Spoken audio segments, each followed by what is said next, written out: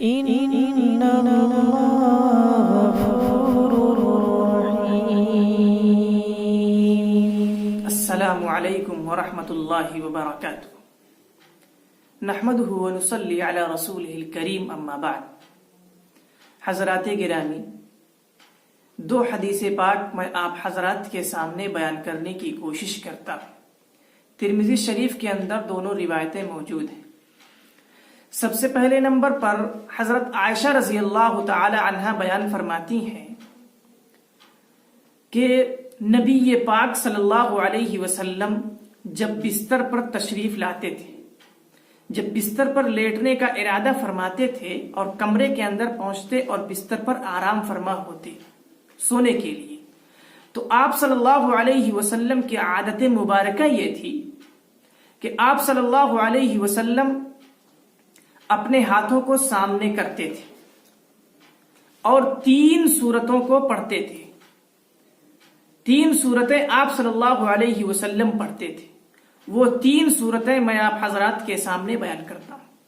سب سے پہلے نمبر پر سورہ اخلاص، یعنی جس کو ہم لوگ قل هو اللہ احد اللہ الصمد لم یلد ولم یولد ولم یکن لہ کفوا احد، اس کو جانتے ہیں. اور 2 سورتیں اور اس کے بعد ملاتے تھے آپ صلی اللہ علیہ وسلم، قل اعوذ برب الفلق اور قل اعوذ برب الناس. یہ تینوں سورتوں کا مجموعہ آپ صلی اللہ علیہ وسلم پڑھتے تھے اور ان ہاتھوں کو سامنے کر کر کے دست مبارک پر آپ صلی اللہ علیہ وسلم دم کرتے تھے، یعنی پھونک دیتے تھے آپ صلی اللہ علیہ وسلم. پھر اس کے بعد کیا ہوتا تھا، آپ صلی اللہ علیہ وسلم ان کو اپنے پورے بدن پر پھیر لیتے تھے. سب سے پہلے چہرے اور سر سے شروع کرتے تھے اور سامنے کے حصے پر پھیرتے تھے، اور پھر آپ صلی اللہ علیہ وسلم کے ہاتھ جہاں جہاں بھی پہنچتے تھے پورے بدن پر آپ صلی اللہ علیہ وسلم پھیر لیا کرتے تھے. تب آپ صلی اللہ علیہ وسلم سوتے تھے، آرام فرماتے تھے. اسی طریقے سے اس کے اگلی والی جو حدیث ہے، جس کو میں نے کہا تھا کہ اس کے آگے والی حدیث بھی آپ کے سامنے میں پیش کروں گا، اس حدیث پاک میں آپ صلی اللہ علیہ وسلم سے ایک صحابی آ کر کے پوچھتے ہیں. وہ یہ فرماتے ہیں کہ اے اللہ کے رسول، ہمیں کوئی چیز سکھلا دیجئے جس کو میں سوتے وقت پڑھا کروں. آپ صلی اللہ علیہ وسلم نے ان کو سورہ کافرون سکھلائی، یعنی قل یا ایھا الکافرون آخر تک آپ صلی اللہ علیہ وسلم نے ان کو سکھلا دیا کہ آپ سونے کے وقت اس کو پڑھ لیا کیجئے. تو اس حساب سے ہم لوگوں کو یہ عمل کرنا چاہیے کہ یہ 4 صورتیں سونے کے وقت پڑھ لیا کریں اور پھر ہاتھوں پر پڑھ کر کے دم کر کے اس کو اپنے پورے بدن کے اوپر پھیر لیا کریں. اس طریقے پر آپ صلی اللہ علیہ وسلم کی حدیثوں پر عمل بھی ہو جائے گا، سنت مبارکہ بھی ادا ہو جائے گی.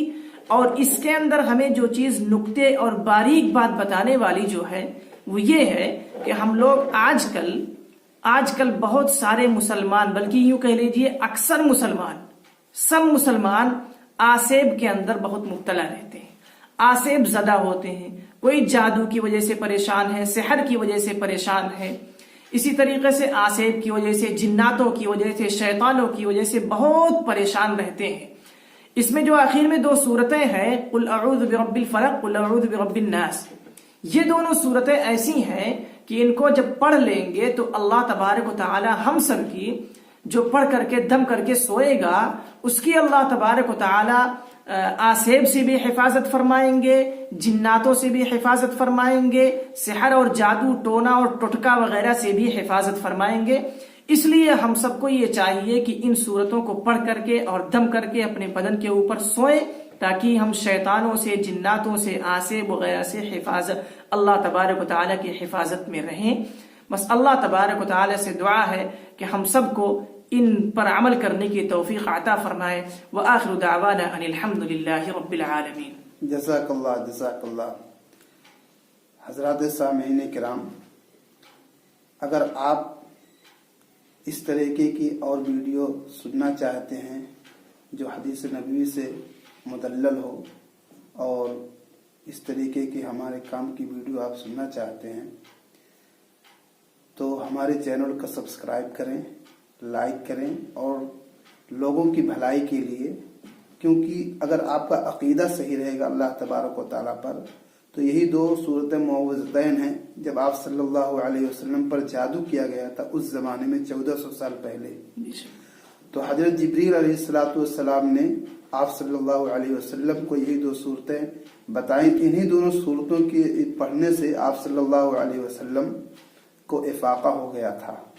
تو میرے دوستو، اس طریقے کی اور بھی ویڈیو کو سننے کے لیے، دیکھنے کے لیے ہمارے چینل کو سبسکرائب کریں اور بیل آئیکن کو ضرور دبائیں، اور لوگوں کی بھلائی کے لیے شیئر بھی خوب کریں تاکہ آپ کے ذریعے سے لوگوں کو فائدہ پہنچے.